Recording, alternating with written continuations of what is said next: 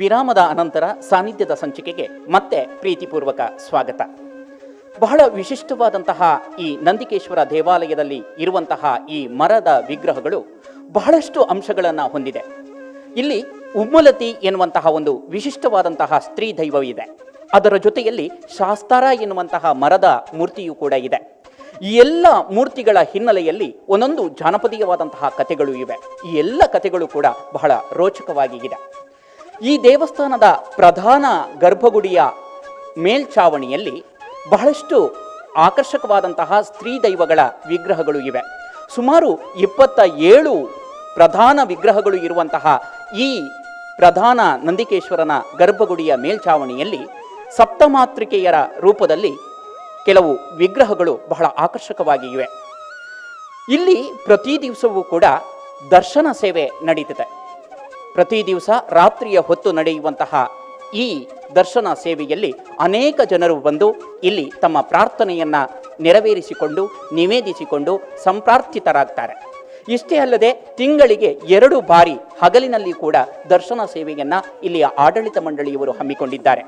ಇದು ದೂರದ ಭಕ್ತರಿಗೆ ಒಂದು ರೀತಿಯಲ್ಲಿ ಸಹಕಾರವಾಗಲಿ ಎನ್ನುವ ಮನೋಭಾವನೆಯಿಂದ ಪ್ರತಿ ತಿಂಗಳ 5 ಮತ್ತು 20ನೆಯ ತಾರೀಕು ಈ ಹಗಲಿನ ದರ್ಶನ ಸೇವೆ ಇಲ್ಲಿ ನಡೀತದೆ.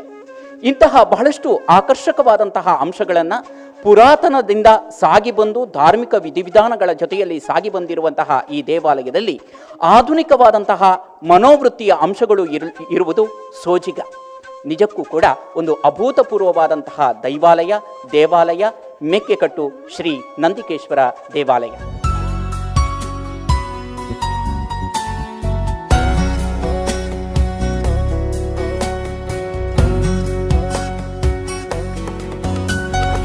ಅನಾಥ ಪರಮಾನಂದಂ ಕೈವಲ್ಯ ಪದಗಾಮಿನಂ ನಮಾಮಿ ಶಿರಸಾ ದೇವಂ ಕಿಂ ನೋ ಮೃತ್ಯು ಕರಿಷ್ಯತಿ. ಇಲ್ಲಿಯ ಯಜ್ಞಕುಂಡದಲ್ಲಿ ಗೌರಿಯು ಅಗ್ನಿಪ್ರವೇಶ ಮಾಡಿದ ಸಂಕೇತವಾಗಿ ಈಗಲೂ ಕೂಡ ಸಾರ್ವಜನಿಕರಿಂದ ಗೆಂಡ ಸೇವೆ ಅರ್ಥಾತ್ ಕೆಂಡ ಸೇವೆ ನಡೆಯುತ್ತದೆ. ಈ ಕೆಂಡ ಸೇವೆಯ ಮರುದಿನ ಮಹಾಬಲಿ ಪೀಠ ಅಲ್ಲಿ ತೊಟ್ಟಿಲು ತೂಗುವ ಸೇವೆಯೂ ಕೂಡ ನಡೆಯುತ್ತದೆ. ಇದು ದೇವಸ್ಥಾನದ ಮುಂಭಾಗದಲ್ಲಿ 3 ಅಂತಸ್ತುಗಳಲ್ಲಿ ಇವೆ.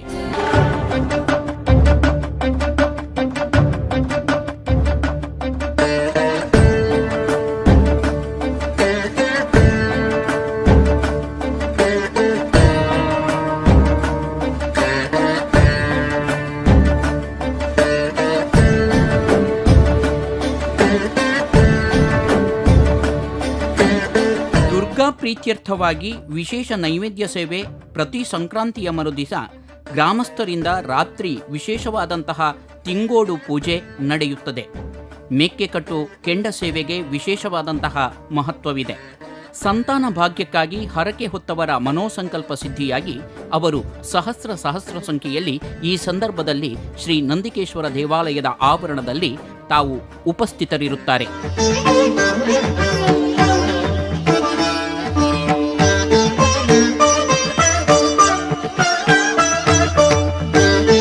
ಐತಿಹಾಸಿಕವಾಗಿ ಈ ಕ್ಷೇತ್ರವೂ ಕೂಡ ಮಹತ್ವವನ್ನು ಪಡೆದಿದೆ. ಕ್ಷೇತ್ರಕ್ಕೆ ಸಹಸ್ರ ವರ್ಷಗಳ ಇತಿಹಾಸವಿದೆ. ವಿಜಯನಗರದ ಅರಸರು ಇಲ್ಲಿಯ ಶಿವ ಹಾಗೂ ಶಿವನ ಗಣಗಳಿಗೆ ಪೂಜಾದಿ ನಿತ್ಯ ನೈಮಿತ್ತಿಕ ನಡೆಸಲು ಜಂಬೂರು ಶಿರ್ಣಿಗಳಲ್ಲಿ ಉಂಬಳಿ ಬಿಟ್ಟಿರುವ ಬಗ್ಗೆ ಜಂಬೂರಿನ ಶಾಸನ ಉಲ್ಲೇಖಿಸುತ್ತದೆ.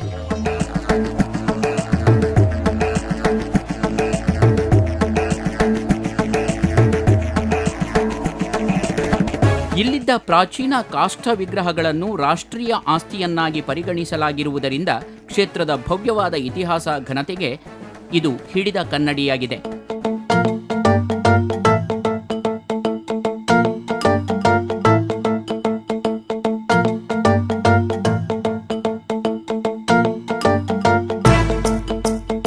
ಪ್ರಸ್ತುತ ಪ್ರಾಚ್ಯ ವಸ್ತು ಸಂಗ್ರಹಾಲಯದಲ್ಲಿ ದೂರದ ದೆಹಲಿಯಲ್ಲಿ ಇರುವಂತಹ ಈ ವಿಗ್ರಹಗಳು ಕೂಡ ಬಹಳ ಮನೋಜ್ಞವಾಗಿ ಇವೆ. ಇವುಗಳನ್ನು ಕೂಡ ನಾವು ಇಲ್ಲಿ ಕಾಣಬಹುದು.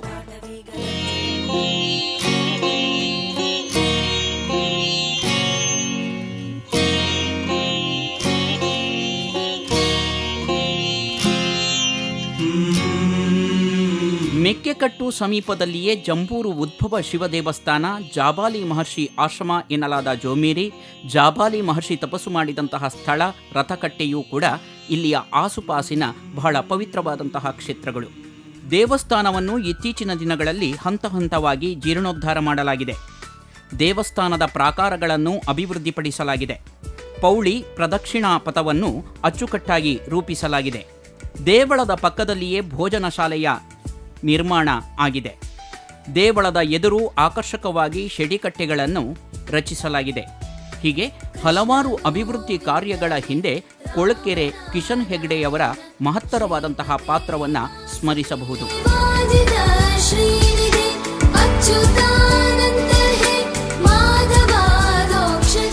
ಇಲ್ಲಿಯ ಪ್ರಧಾನ ಉಸ್ತುವಾರಿಯನ್ನು ನೋಡಿಕೊಳ್ಳುವಂತಹ ಕೊಳಕೆಬೈಲು ಕಿಶನ್ ಹೆಗ್ಡೆ ಅವರು ನಮ್ಮ ಜೊತೆ ಇದ್ದಾರೆ. ಅವರು ಈ ಕ್ಷೇತ್ರದ ಬಗ್ಗೆ ಹೀಗೆ ಮಾತಾಡಿದರು. ಈ ಊರಿನ ಪ್ರಧಾನ ದೇವಾಲಯ ಏನು ಹೇಳ್ತಿರೋ ಅದೆರಡೂ ಹೌದು.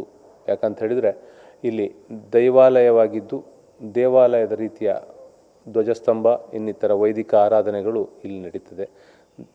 ಹೊರಗೆ ಆವರಣದ ಹೊರಗೆ ಹಸರತಿಮ್ಮನ ಹೆಸರಿನಲ್ಲಿರುವತಕ್ಕಂಥ ದೇವರಿಗೆ ಮಾತ್ರ ರಕ್ತಾಹಾರದ ಸೇವೆ ನಡೀತದೆ. ಉಳಿದೆಲ್ಲವೂ ವೈದಿಕ ಸೇವೆಗಳು. ಹಾಗೆ ನಾಗಾರಾಧನೆ ಸಹಿತ ಗರ್ಭಗುಡಿಯ ಹಿಂಬದಿಯಲ್ಲಿ ನಾಗಾರಾಧನೆ ಸಹಿತ ನಡೀತಾ ಇದೆ.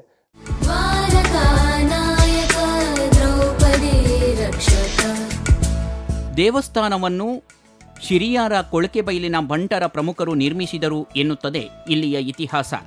ಕ್ಷೇತ್ರದ ದೇವತಾ ಕಾರ್ಯವನ್ನು ಗಿರಿಕೆ ಮಠದ ಅಡಿಗ ವಂಶಸ್ಥರು ನಡೆಸಿಕೊಂಡು ಬರುತ್ತಿದ್ದಾರೆ. ಇಲ್ಲಿ ಮಾರಿ ಓಡಿಸುವುದು ಎನ್ನುವಂತಹ ಅಪೂರ್ವವಾದಂತಹ ಧಾರ್ಮಿಕ ಹಬ್ಬವೊಂದು ಇದೆ. ಜಾತ್ರೆಗೆ ಪೂರ್ವದಲ್ಲಿ ಮಾರಿ ಓಡಿಸುವ ಪರಿಪಾಠ, ಅದಕ್ಕೂ ಒಂದು ಹಿನ್ನೆಲೆ ಇದೆ. ಗತಕಾಲದಲ್ಲಿ ಉಮ್ಮಲ್ತಿ ಎನ್ನುವಂತಹ ದೈವವೊಂದು ಸಾಕಷ್ಟು ಉಪದ್ರಕಾರಿಯಾಗಿತ್ತು. ಒಮ್ಮೆ ಉಮ್ಮಲ್ತಿಯ ಉಪಟಳ ನಿಯಂತ್ರಿಸಲು ದೇವರು ಸಿಬ್ಬಲು ಕೊಟ್ಟು ಸಮುದ್ರದಿಂದ ನೀರು ತರಲು ಸೂಚಿಸಿದರಂತೆ. ಉಮ್ಮಲ್ತಿ ಸಿಬ್ಬಲಿನೊಂದಿಗೆ ಸಮುದ್ರಕ್ಕಿಳಿದು ಸಿಬ್ಬಲನ್ನು ನೀರಿಗೆ ಮುಳುಗಿಸಿ ಮೇಲೆ ಎತ್ತುವಾಗ ನೀರೆಲ್ಲ ಇಳಿದು ಹೋಗುತ್ತಿತ್ತು. ಹೀಗೆ ಸಮಯ ಕಳೆಯಿತು. ದಿನಗಳು ಉರುಳಿದವು. ನಿರಾಸೆಯಿಂದ ಕ್ಷೇತ್ರಕ್ಕೆ ಉಮ್ಮಲ್ತಿ ಮರಳುತ್ತಾಳೆ. ಆಗಲೇ ಜಾತ್ರೆ ಮುಗಿದಿರುತ್ತದೆ. ಪುಟ್ಟ ಪುಟ್ಟ ಮಕ್ಕಳ ಹೆಜ್ಜೆಗಳು ಅಲ್ಲಿ ಮೂಡಿರುತ್ತದೆ. ಹತಾಶಗೊಂಡ ಅವಳನ್ನು ಕರ್ತವ್ಯ ಭ್ರಷ್ಟತೆ ಆರೋಪದ ಅಡಿ ಓಡಿಸಲಾಗುತ್ತದೆ. ಇದನ್ನೇ ಮಾರಿ ಓಡಿಸುವುದು ಎಂದು ಕರೆಯುತ್ತಾರೆ. ಬಹಳ ಪ್ರಸಿದ್ಧಿಯ ಈ ಉಮ್ಮಲ್ತಿ ದೈವದ ವಿಗ್ರಹವೂ ಕೂಡ ಇಲ್ಲಿ ಇದೆ.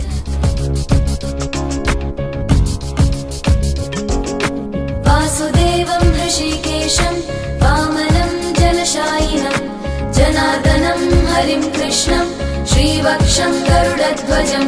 ಸಾಯ್ಭರಕಟ್ಟೆಯಿಂದ ಸುಮಾರು 3 ಕಿಲೋಮೀಟರ್ ದೂರದಲ್ಲಿರುವ ಶ್ರೀ ಕ್ಷೇತ್ರ ಮೆಕ್ಕೆಕಟ್ಟೆ ಬಹಳ ಅಪೂರ್ವವಾದಂತಹ ಐತಿಹಾಸಿಕ ಪ್ರಸಿದ್ಧ ಧಾರ್ಮಿಕ ಕ್ಷೇತ್ರ. ಶಿರಿಯಾರ ಪೇಟೆಯಿಂದ ಪೂರ್ವಕ್ಕೆ ಬೃಹತ್ ಸ್ವಾಗತ ಗೋಪುರದ ನಮ್ಮನ್ನು ಕೈಬೀಸಿ ಕರೆಯುತ್ತದೆ. ಸ್ವಾಗತ ಗೋಪುರದಿಂದ ಸುಮಾರು ಅರ್ಧ ಕಿಲೋಮೀಟರ್ ದೂರ ಕ್ರಮಿಸಿದರೆ ಸುವಿಶಾಲವಾದಂತಹ ಪ್ರಾಂಗಣದೊಂದಿಗೆ ವಿಶಿಷ್ಟ ವಾಸ್ತುಶೈಲಿಯ ಪ್ರಾಚೀನ ದೈವೀ ಕ್ಷೇತ್ರ ಶ್ರೀ ನಂದಿಕೇಶ್ವರ ದೇವಾಲಯ ಅಥವಾ ನಂದಿಕೇಶ್ವರ ದೈವಾಲಯ ನಮ್ಮನ್ನು ಬರಮಾಡಿಕೊಳ್ಳುತ್ತದೆ. ದೇವಸ್ಥಾನದ ಎದುರು ಗಮನ ಸೆಳೆಯುವ ಶೆಡಿಕಟ್ಟೆಗಳು ಶೆಡಿ ಉತ್ಸವವನ್ನು ಸ್ಮೃತಿಪಟಲದ ಮೇಲೆ ತುಂಬುತ್ತದೆ. ಒಂದು ರೀತಿಯ ದೈವೀ ಭಯ ಮನಸ್ಸಿನಲ್ಲಿ ಮೂಡುತ್ತದೆ. ಪ್ರಾಂಜಲವಾದ ಭಕ್ತಿ ಮನೋಮಂದಿರದಲ್ಲಿ ಜಾಗೃತವಾಗುತ್ತದೆ. ಹೆಬ್ಬಾಗಿಲ ಮೂಲಕ ದೇವಸ್ಥಾನ ಪ್ರವೇಶ, ಎದುರಿಗೆ ಭವ್ಯವಾದಂತಹ ಗರ್ಭಗುಡಿ, ನಂದಿಕೇಶ್ವರ ಬೃಹತ್ ವಿಗ್ರಹಗಳು ಭಕ್ತ ಗೋಟಿಯನ್ನ ಧ್ಯಾನಸ್ಥರನ್ನಾಗಿಸುತ್ತದೆ.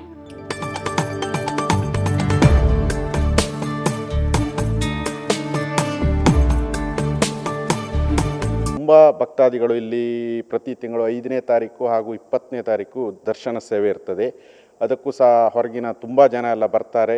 ಅವರ ಕಷ್ಟಗಳನ್ನು ದೇವರ ಹತ್ರ ನಿವೇದಿಸಿಕೊಂಡಾಗ ಆ ರೀತಿ ಅವರಿಗೆ ಕಷ್ಟ ಪರಿಹಾರ ಆಗಿದೆ ಎನ್ನುವುದನ್ನು ನಾವು ಕೇಳಿದ್ದೇವೆ. ಇಲ್ಲಿ ತುಂಬ ಜನರು ಹೇಳ್ತಾರೆ.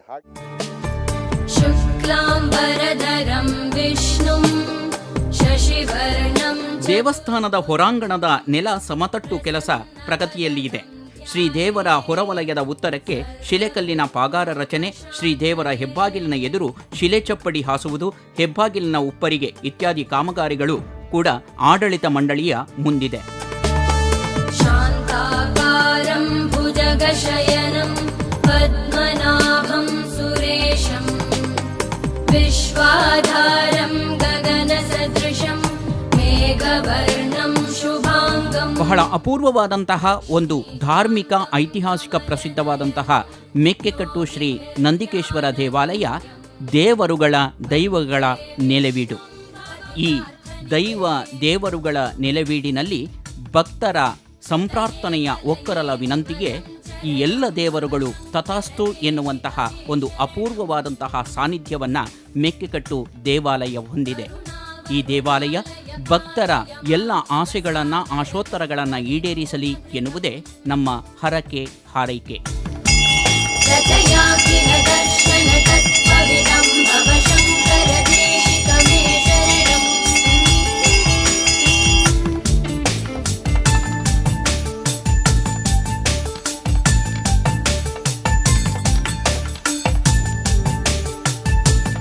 ಭಾರತ ಒಂದು ಅಪೂರ್ವವಾದಂತಹ ಆಧ್ಯಾತ್ಮಿಕವಾದಂತಹ ತಾಣ. ಇಲ್ಲಿ ಅನವರತವಾಗಿ ಸಾಗಿ ಬಂದಿರುವಂತಹ ಋಷಿಮುನಿಗಳ ಪರಂಪರೆಯ ತತ್ವಜ್ಞಾನಗಳು ಕೂಡ ಆಧುನಿಕ ಕಾಲದವರೆಗೂ ಕೂಡ ಮುಡಿಪಾಗಿ ಮುಂದುವರಿದುಕೊಂಡು ಬಂದಿದೆ. ಇವತ್ತಿನ ಆಧುನಿಕ ಕಾಲದಲ್ಲೂ ಕೂಡ ಆಧ್ಯಾತ್ಮಿಕ ಚಿಂತನೆಯನ್ನು ಮೈಗೂಡಿಸಿಕೊಂಡಂತಹ ಅನೇಕ ಜನರು ಭಾರತದ ಎಲ್ಲೆಡೆ ಇದ್ದಾರೆ. ಅದರಲ್ಲಿ ಕರ್ನಾಟಕವೂ ಕೂಡ ಬಹಳ ಮುಖ್ಯ. ಈ ಕರ್ನಾಟಕದ ಆಧ್ಯಾತ್ಮಿಕತೆಗೆ ಒಂದು ರೀತಿಯ ಐತಿಹಾಸಿಕ ಧಾರ್ಮಿಕ ಬಂಧುತ್ವ ಇದೆ. ಇಂತಹ ಐತಿಹಾಸಿಕ ಸಾಮಾಜಿಕವಾದಂತಹ ಬಂಧುತ್ವ ಇರುವಂತಹ ಆಧ್ಯಾತ್ಮಿಕವಾದಂತಹ ತಾಣ ಮೆಕ್ಕೆಕಟ್ಟು ಶ್ರೀ ನಂದಿಕೇಶ್ವರ ದೇವಾಲಯ. ಪುರಾತನವಾದಂತಹ ಐತಿಹ್ಯಗಳನ್ನು ಒಳಗಿಟ್ಟುಕೊಂಡು ಧಾರ್ಮಿಕವಾದಂತಹ ಚಿಂತನೆಗಳನ್ನು ಅನವರತ ಸಾಮಾಜಿಕವಾಗಿ ನೀಡುತ್ತಿರುವಂತಹ ಒಂದು ವಿಶಿಷ್ಟವಾದಂತಹ ಧಾರ್ಮಿಕ ತಂಗುದಾಣ ಈ ದೇವಾಲಯ. ಈ ದೇವಾಲಯ ನಿಜಕ್ಕೂ ಕೂಡ ವಿಶಿಷ್ಟವಾದಂತಹ ಪರಂಪರೆಯನ್ನು ಅನೂಚಾನವಾಗಿ ಮುಂದುವರಿಸಿಕೊಂಡು ಬಂದಿದೆ. ಬಹಳಷ್ಟು ಅಪೂರ್ವವಾದಂತಹ ಅಂಶಗಳನ್ನು ಹೊಂದಿರುವಂತಹ ಇಲ್ಲಿಯ ದೇವಾಲಯದ ನಂದಿಕೇಶ್ವರನ ಈ ದಿವ್ಯ ಸನ್ನಿಧಾನದಲ್ಲಿ ವಿಶಿಷ್ಟವಾದಂತಹ ಸಾನ್ನಿಧ್ಯ ಇದೆ. ನಾನು ನಿಮ್ಮ ಪ್ರೀತಿಯ ಅಶ್ವಥ್ ಭಾರದ್ವಾಜ್. ಮುಂದಿನ ಸಾನ್ನಿಧ್ಯ ಸಂಚಿಕೆಯಲ್ಲಿ ಮತ್ತೆ ಭೇಟಿಯಾಗ್ತೇನೆ. ಅಲ್ಲಿವರೆಗೆ ಪ್ರೀತಿಯ ನಮಸ್ಕಾರ.